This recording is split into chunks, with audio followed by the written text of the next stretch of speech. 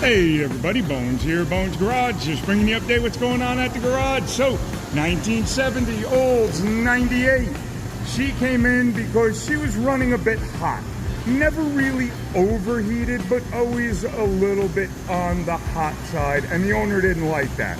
So we got him a new, really nice high volume water pump, and I'll show you that.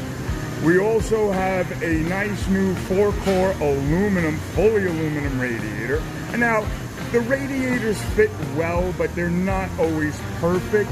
So what we're doing right now is we're taking out the old radiator saddles, and we're gonna put in a different set of saddles in here. And here they are. So what we're gonna do is we're gonna cut this saddle in half and extend it. We'll make it wider, and then we'll weld it back into the radiator cover with the new rubbers or isolators that set over here, because these radiators are a lot wider than the original radiator, and that's the original radiator right there. The core is thinner this way, so this core is a lot thinner this way than this core is. You can see how much thicker this core is than that core. The tanks are held on better. The flow and circulation on these is a lot better than on these radiators. So we should have a really nice setup on here once we're all done. We had to pull it out. We had to reposition the lower saddles for the radiator. Now we're redoing the upper saddles for it, getting it all together, and we'll get it all back in there. We also have a nice clutch in there, and like I said, let's show you that water pump. Hang on, I'll be right back. Let's find that water pump. Okay, so I have the new water pump, and this is the new water pump. This is a really nice high volume water pump, and you can see how many vanes are in here.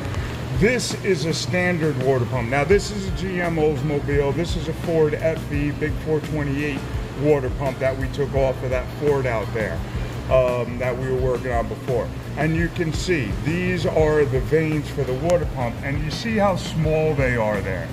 Okay, this, you see how many vanes, and you see how much longer they are. And then they have this cover plate which helps direct the water to where you want it to go. So this water pump here will cool the car somewhere around 30 degrees cooler than that one will. Now a normal high volume water pump, all that they do is they take a cover like this and put it right on top of the impeller right here. And that becomes now a high volume water pump. Do they work? Yeah, but they start working when you get to the higher RPMs. You want the water pump to cool or pump more water at lower RPMs where there's no flow of air through the radiator from the car moving forward.